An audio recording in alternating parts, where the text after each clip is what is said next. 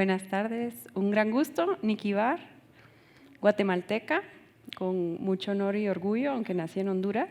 Quiero agradecer primero y felicitar, la verdad es que al Cenacit, muchas gracias por la invitación y por abordar el tema. Creo que no hay suficientes espacios para hablar de la gestión de riesgos sociales y ambientales, cualquier empresa, particularmente en proyectos y particularmente en un momento donde estamos buscando crecer como país con proyectos productivos que lo que buscamos es que aporten un impacto social y ambiental a las comunidades y a las áreas donde se desempeñan y trabajan, ¿no?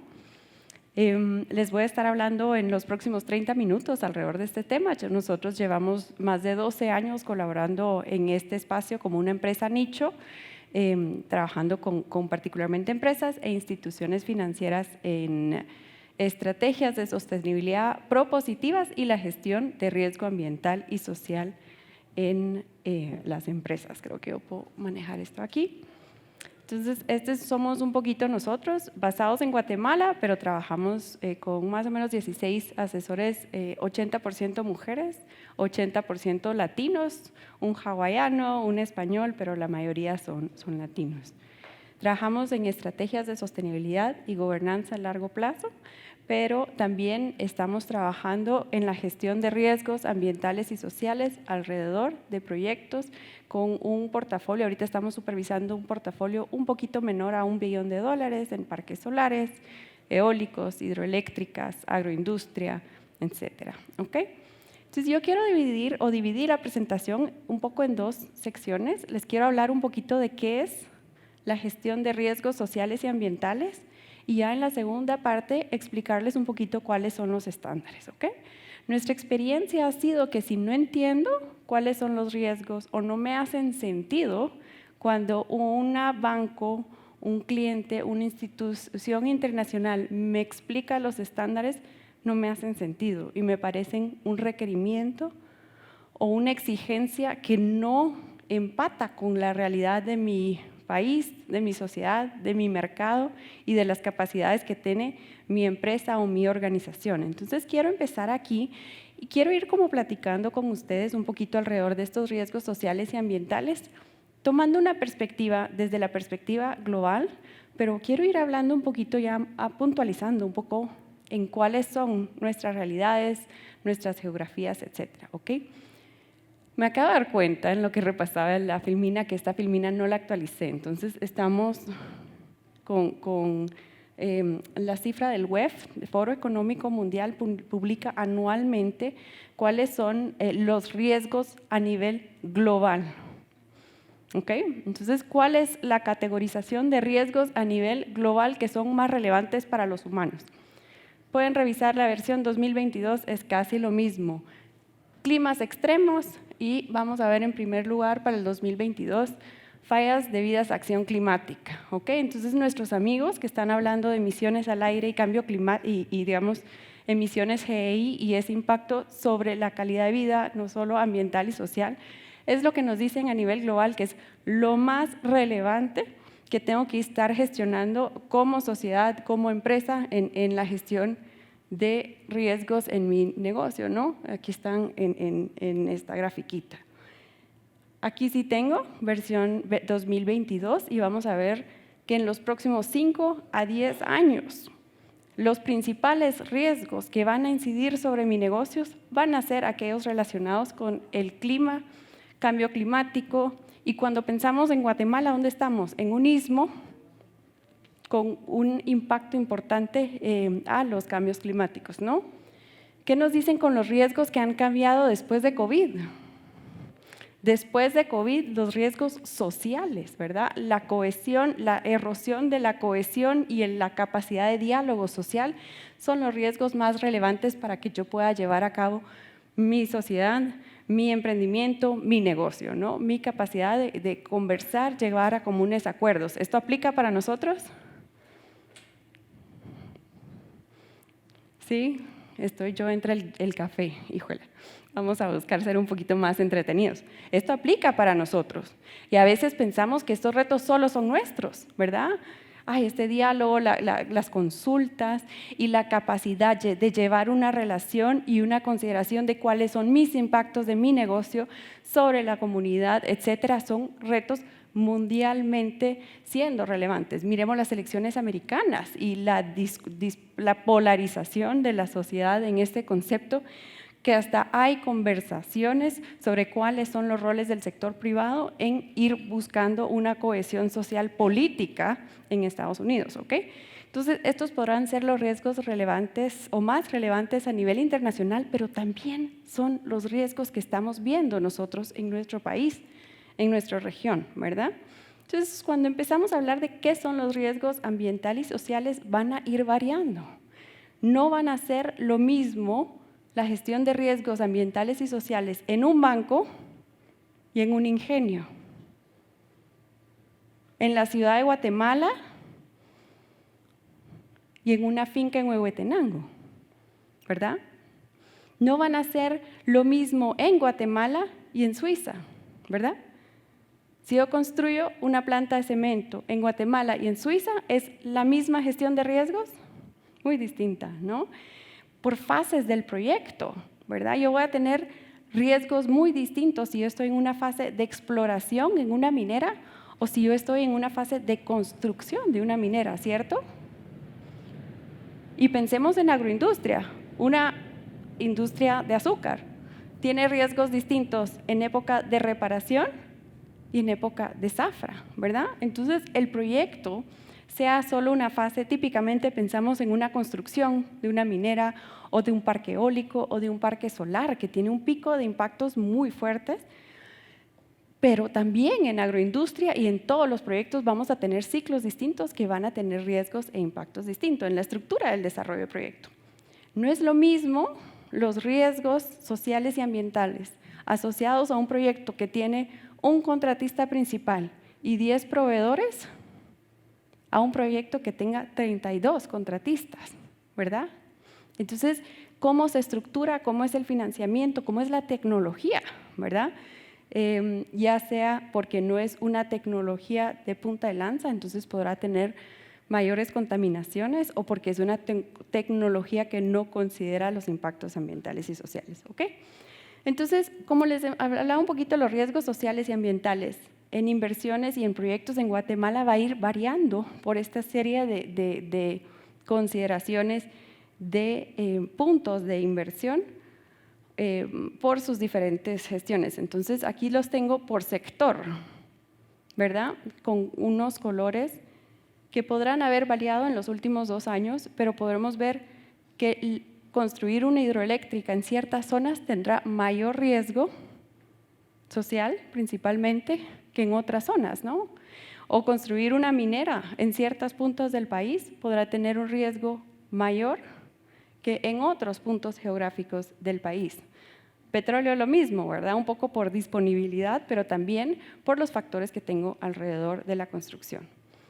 Pero también tengo riesgos distintos por tema, por dónde están las cuencas hidrográficas, por dónde están posicionados los gobiernos o las autoridades locales, qué tanta cohesión tienen, qué tanta capacidad de convocatoria tienen para hacer un proceso de consulta, ¿no?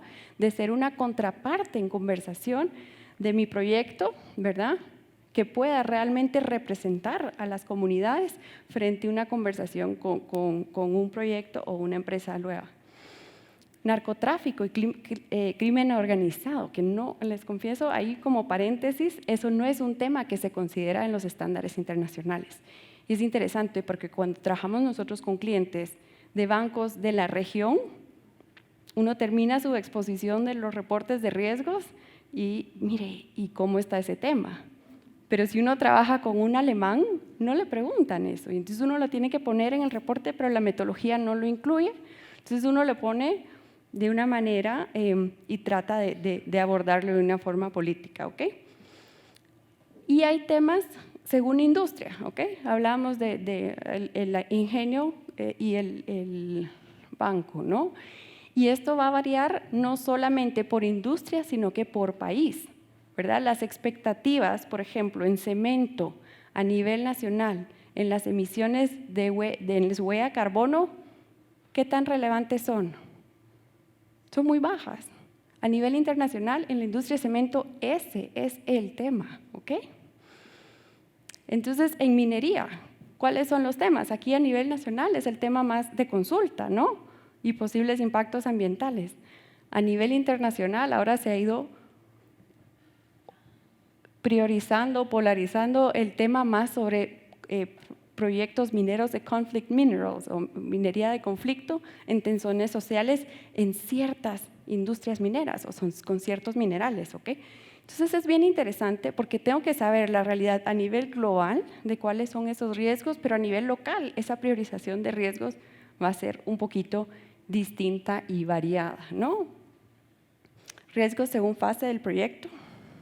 Y esto influye mucho con cuál es la duración. Y hay que ir entendiendo que los riesgos no son estáticos, ¿no? Una evaluación de riesgos es una toma de una fotografía que va a ir variando en el tiempo.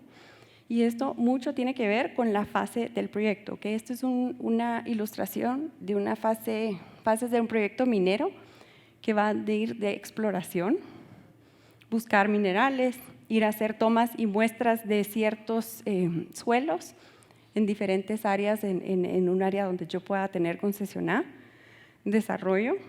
Ya cuando obtengo los fondos, tengo la viabilidad del proyecto, la construcción, ya sea de caminos, módulos habitacionales, el centro de procesamiento de la mina y vías de acceso para poder sacar el mineral para afuera, ¿no?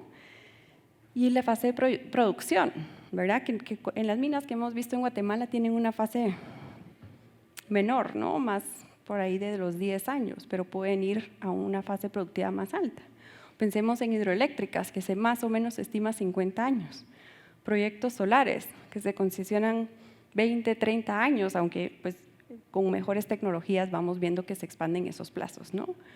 Pensemos en el desarrollo de proyectos agroindustriales, donde tienen ciertos momentos de siembra, ciertos momentos donde solo se irriga y ciertos momentos donde ya se busca hacer la recolección. Y claro, los impactos y los riesgos son muy distintos.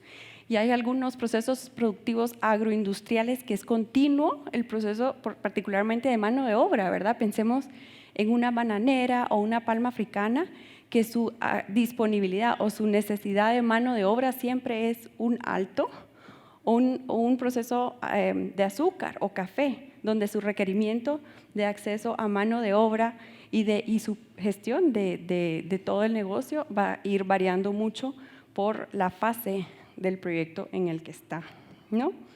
Entonces, aquí les quería plantear un poquito de cuáles son los riesgos y por qué es tan relevante en nuestro contexto ir entendiendo cuál es esa realidad e irlos evaluando, ¿no? Los estándares internacionales para la gestión de riesgo ambiental y social salen de la industria financiera, ¿ok?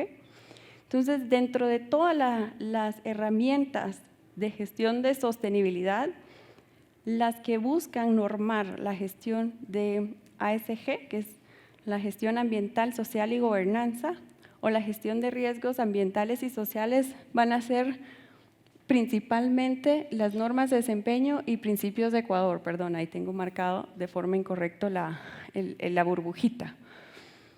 Las otras estándares son muy relacionados con lo que es sostenibilidad y van a tener una perspectiva de largo plazo y de generación de impacto positivo, ¿ok? Pensemos en los objetivos de desarrollo sostenible, que van como muy vinculados con las guías del Pacto Global, que son la herramienta de los objetivos de desarrollo sostenible que están ligados con el rol del sector privado en lograr las metas de los ODS. Estos lo que nos buscan es alinear la gestión, los ODS al menos del sector público, academia, sociedad civil, gobierno, hacia lograr un mejor mañana en el largo plazo, ¿no? Lo que estamos haciendo con IFC y principios de Ecuador o bajo cualquier estándar de gestión de riesgo ambiental y social es gestión de riesgo social y ambiental, ¿ok? No se está haciendo buscando ser propositivo, generar valor en el largo plazo, sino que es tener un mapeo de los principales riesgos y cómo una empresa puede gestionarlos, mitigarlos, minimizarlos y digamos todo un rango ahí de gestión de riesgos, ¿no? De nuevo, los dos estándares que típicamente se utilizan a nivel internacional van a ser las normas de desempeño que salen del IFC, que es el brazo del sector privado del Banco Mundial, y los principios de Ecuador, que son unos principios que salen de un conjunto de bancos que se juntaron para sacar una serie de principios de cómo se tenía que abordar el riesgo ambiental y social en su cartera. Existen otros, ¿no? Las normas del OSD, de la OSD, el Banco de Desarrollo Asiático, JICA, que es el banco japonés. Cualquier empresa canadiense que invierte en el exterior tiene una serie de estándares y requerimientos a los cuales ellos hacen alusión. Y es interesante porque no es un proceso, digamos, coercitivo o forzoso, pero sí hay un monitoreo constante de parte de las embajadas de Canadá a nivel global de cómo empresas de su nacionalidad o de su bandera están gestionando estos temas. El poder coercitivo atrás de cómo lo ejecutan puede ser cuestionado, ¿no? Pero es la intención que existe de parte del gobierno de Canadá. Y entonces quiero hablarles un poco de cómo fueron desarrolladas estas normativas, ¿ok? La base o el fundamento de dónde vienen estos estándares sociales y ambientales para ir gestionando el riesgo viene del Banco Mundial, ¿ok? De las salvaguardas del Banco Mundial, que de los 70 fueron plasmados para que el Banco Mundial, al otorgar un préstamo a un gobierno para un proyecto, pues se consideraran ciertas normativas de reasentamiento, de gestión social y de gestión ambiental, ¿ok?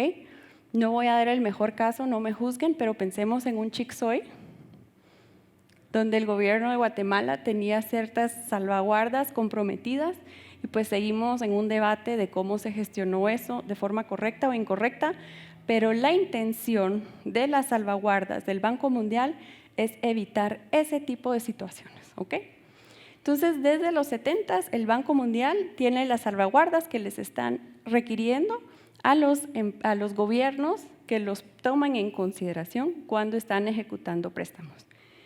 Y luego, en finales de los 90, inicios de los 2000, sale mucha presión de parte de una sociedad civil hacia el sector financiero. ¿Qué proyectos se están financiando? Sí, señor. Chixoy es una hidroeléctrica en el altiplano guatemalteco, el cual ha sido cuestionado a nivel nacional por el proceso de reasentamiento que hubo cuando se construyó, el proceso de consulta cuando se construyó, e inclusive no se ha debatido tan fuertemente, pero el impacto sobre biodiversidad, porque sí tiene una presa. ¿Ok? Entonces, al final de los 90, al inicio de los 2000, existe una presión fuerte por parte de sociedad civil a los bancos preguntando, ¿pero usted a quién está financiando? ¿Está financiando empresas que tienen trabajo infantil? ¿Está financiando empresas que están deforestando para sembrar?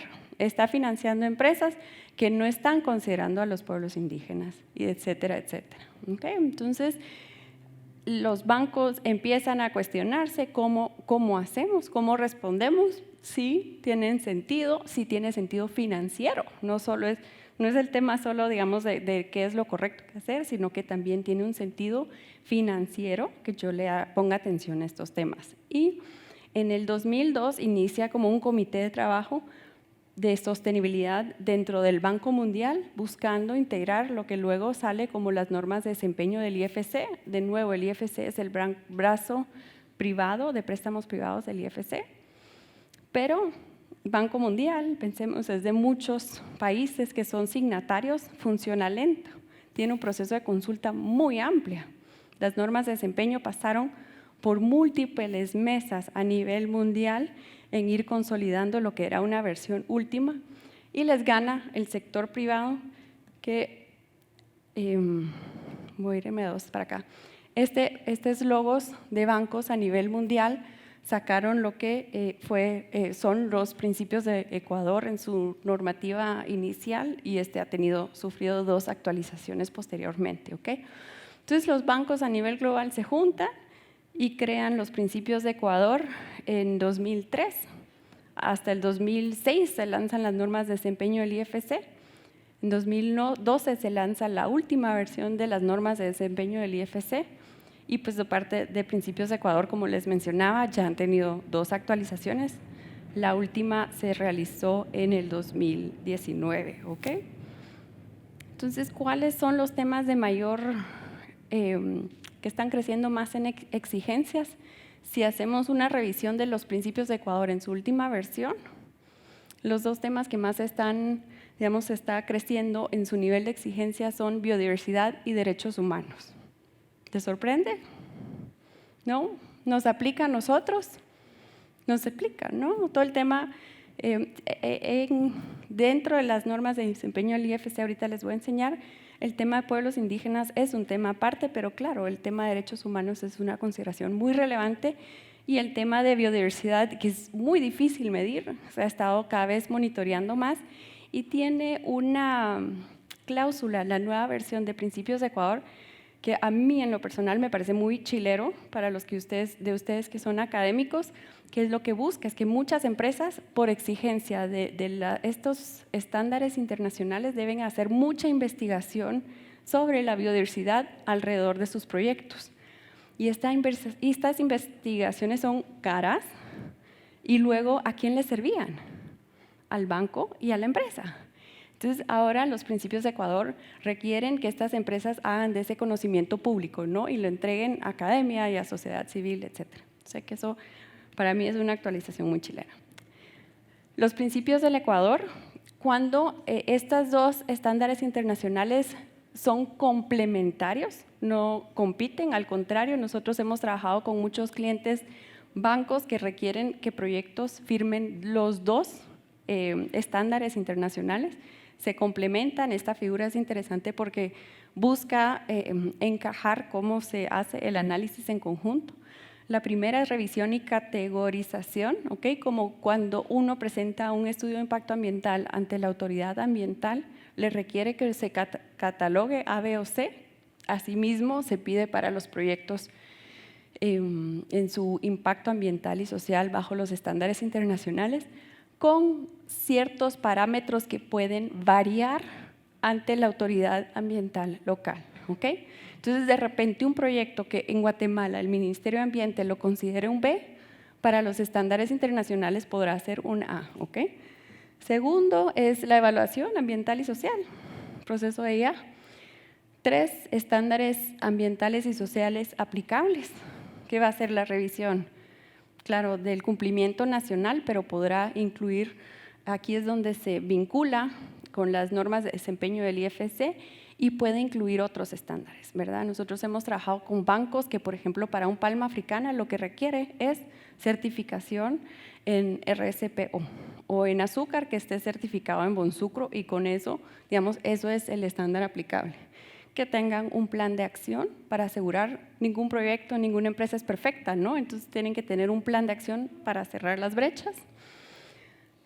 Participación, consulta con grupos de interés, tener mecanismos de quejas y reclamos para poder atender cualquier consulta, ya sea de clientes, de proveedores, de comunidades, de autoridades. En ciertos momentos, revisión independiente, ¿ok? Entonces, dependiendo de la categorización de riesgo o el monto de los préstamos de instituciones financieras, a veces requieren tener auditorías externas por parte de ingenieros ambientales y sociales, y seguimientos de formas y cómo se hacen públicas esta información, ¿no? Entonces, las normas de desempeño del IFC son 8. Para empresas, estas van a ser las que son mucho más fáciles de ir implementando y aplicando más que los principios del Ecuador. Entonces, quizá aquí debería haberme enfocado en esta conferencia, pero de nuevo creo que lo más relevante es entender que estos estándares sí nos aplican, ¿verdad? Y sí tienen un contexto muy relevante.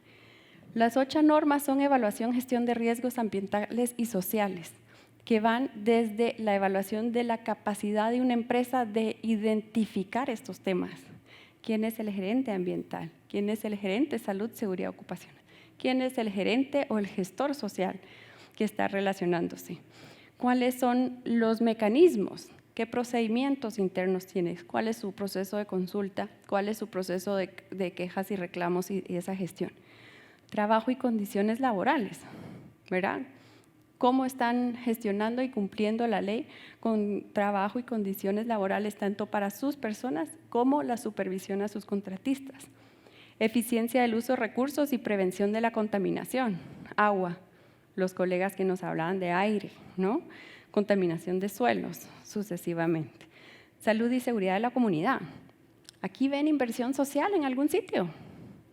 Eso no es lo relevante. Lo relevante es que yo pueda gestionar qué impactos voy a tener yo en tráfico, en consumo de agua, de repente si manejo químicos, hay una explosión, ¿cómo voy a relacionarme con la comunidad para manejar una emergencia? Ya sea de mi gestión o porque el volcán de fuego erupcionó y eso me genera un riesgo a mí y a mi comunidad de al lado, ¿no? Adquisición de tierras y reasentamiento involuntario, conservación de biodiversidad y gestión sostenible de los recursos naturales vivos, pueblos indígenas, ¿verdad? Donde se aborda todo el tema de consultas, patrimonio cultural, ¿ok? Arqueología, el patrimonio colonial que tenemos en nuestra nación, ¿no? Entonces, estos tienen 3 o quizá 4, si lo divido de otra forma, herramientas de soporte. Una son las notas guía, que me van a ayudar a entender estos 8 principios, qué significan. Hay como notas muy técnicas en calidad de emisiones. Una empresa que emita más de 25,000 toneladas en huella de carbono debe de medir y reportarlo, ¿no? De forma pública. Hay una set general de guías de salud ambiental y salud y seguridad ocupacional, pero también hay guías específicas por industria, ¿ok? Entonces, si usted es un parque eólico, hay una específica para parques eólicos que me rigen la cercanía que voy a tener yo entre el parque eólico y la primera casa de la comunidad que me sea cerca, ¿no? Para ese efecto de parpadeo de sombras. O si yo soy un ingenio azucarero, hay un límite en el material particulado que puede emitir el ingenio para que cumpla con los requerimientos. Y esto muchas veces va extra cumplimiento legal nacional, ¿no? Porque no existe un requerimiento en Guatemala de cercanía de una torre eólica frente a una comunidad, o no existen requerimientos de emisiones de industrias y materiales de buenas prácticas. ¿Quiere implementar un mecanismo de quejas y reclamos? Hay una guía divina. ¿Quiere hacer un plan de inversión social? Hay una guía divina. ¿Verdad? Hay guías de guías espectaculares y fantásticas que uno puede ir buscando ahí. ¿Ok? Entonces, estos son los estándares. Espero que les haya dado un contexto y quizás solo quiero cerrar con la alusión de que a nivel mundial estas son herramientas que sirven principalmente para acceder a fondos por parte de bancos. Sí, perfecto. Hablamos del IFC, pero el BID tiene su versión de salvaguardas que está basado en el IFC. GIT, BAM, BANTRAB, Banco Industrial, todos están apegados. Si no son signatarios, están en el proceso de volverse signatarios y cada vez más vemos a fondos privados que están buscando proyectos que pueden demostrar que están cumpliendo con esto, ¿no? Entonces, desde Europa, que tiene requerimientos en los fondos públicos y en cierta normativa de fondos que tienen que colocarse en proyectos y empresas que demuestren estos cumplimientos, hasta inversionistas en LATAM. Miren qué lindo, a nivel global, según este estudio que hicieron en En Nataxis, que es un banco de desarrollo francés, según ellos, los latinoamericanos son los que más les interesa colocar sus inversiones en proyectos que tengan un buen impacto ambiental y social e incidan sobre el desarrollo. ¿Ok? Entonces, y esto lo hemos visto, hemos sido también contratados por inversionistas privados que nos piden hacer una evaluación social, de riesgo social o de impacto ambiental previo a hacer una adquisición o una búsqueda. Entonces, pues sí es de gestionar riesgos, pero le vemos muchas oportunidades en acceder a fondos diferenciados y para aquellos de ustedes que son parte de sociedad civil, de tener una conversación en, bueno, esto tiene un trasfondo económico y no solamente es un requerimiento por parte de las sociedades. Entonces, ya me han estado haciendo luces por atrás, pero yo me quedo para hacer cualquier aclaración porque sé que me ha tenido la mano levantada. Sí, señora, a ver, ya me van a regañar por tomar consultas.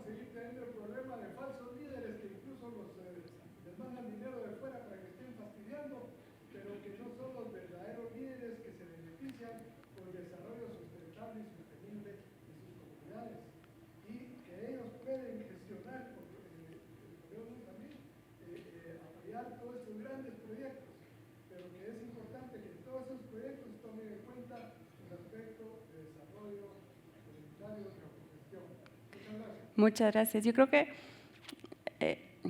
lo que usted expone creo que es de las frustraciones más grandes de las comunidades y de los que buscan normar el rol del sector privado. Uy, si me regresa la presentación, perdón, la perdí. A la larga estos son estándares que buscan normar lo que hace un proyecto o una empresa, ¿verdad?